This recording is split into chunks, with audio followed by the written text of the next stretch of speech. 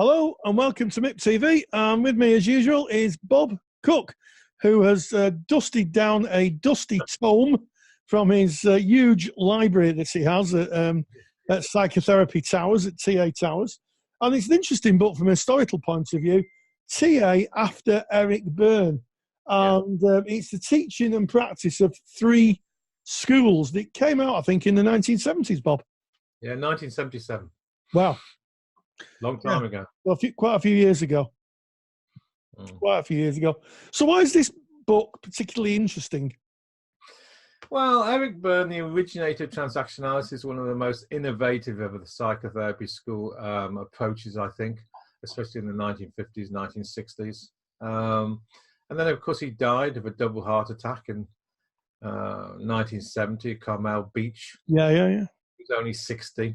And his death really shook up the TA movement and the International Transactional Analysis Association, who had 3 or 4 or 5 conferences up into this book. And this book is an attempt by one of the elders of transaction analysis living in Sweden, called Graham Barnes, who got a lot of the authors of the 3 major approaches of transaction analysis at that time. Cathexis School, which is corrective parenting school of TA, a redecision psychotherapy, which is the Goulding's redeciding from the child ego state school, and the classical school, which was still, of course, in force, really, the Eric Berne or Bernian school, the classical approach to strengthen the adult. So this book is an attempt to talk about what happened after Eric Berne, the growth of these 3 schools, and a chance really for the elders and authors of transaction analysis in the 70s to talk about where TA was going and prospering, if you like. Because I guess from an historic point of view, Berne died very early. He died, he was 60, with arguably his work not complete. Because he would have had, if he'd have lived another 10 or 20 years, that would have been a full canon of work he would have done. And people took up the baton and went in slightly different directions. That's correct. So, the book sounds like a bit of a summing up where we are now type of book. Yeah, in the 1970s, 77, exactly that. For students, a great book because it puts the history of transaction analysis from the birth of TA with Eric Berne in 58, 59, and the birth of his books on intuition, going right the way up to his books on early transaction analysis and the creation of games and scripts, all the way through to his death. And then what happened with the ITAA movement and what you rightly said, the TA major approaches at the time, which were going different directions, and taking stock in the middle 70s, really. So a wonderful historical book for students.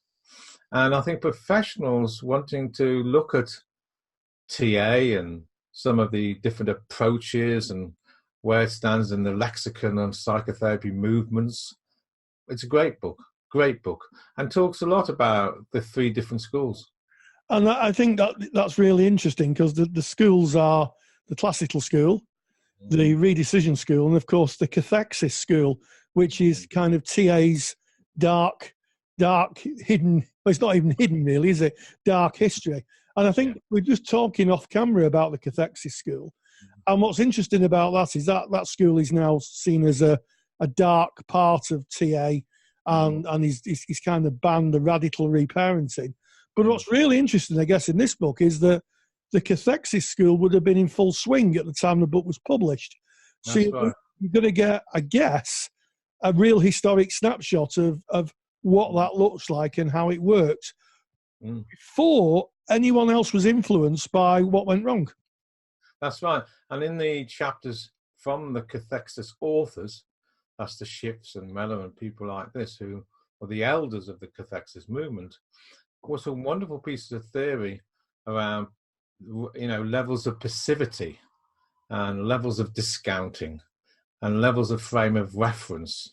So the theories that came out and still exist in the psychotherapy history. I'm not talking about the radical recorrective parental goals, if you like. I'm talking about some of the theories around passive behaviors and levels of discounting of psychological processes in the human condition, and some of the ideas of frames of reference and how to break psychosis, or to look at what psychosis is, which still is in the TA handbooks. What isn't, of course, is where cathexis went with the Jackie Schiff and Mo Schiff in, after this book was written, really, 75, 76, 77, 78, 79, when Jackie Schiff and cathexis was really, really discredited, and Jackie Schiff was thrown out of the worldwide TA movement on the back of two deaths, if you like.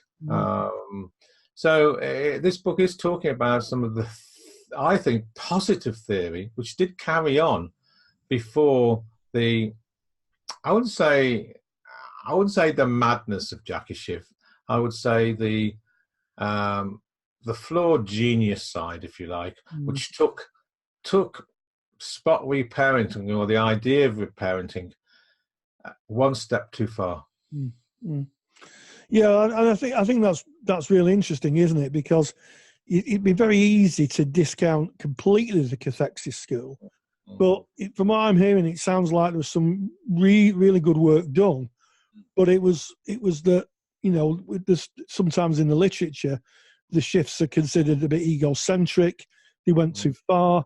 So I think from what I'm hearing is that the book will explain the more positive aspects of spot reparenting, and how to work with people who've got psychosis or difficult histories, without moving into that kind of dark phase of it, which led to sadly 2 deaths, and Jackie Schiff being debarred from the TA community. That's absolutely correct. And also it looks at the other schools and talks about some of the ideas of the classical school, and really they how can I explain this?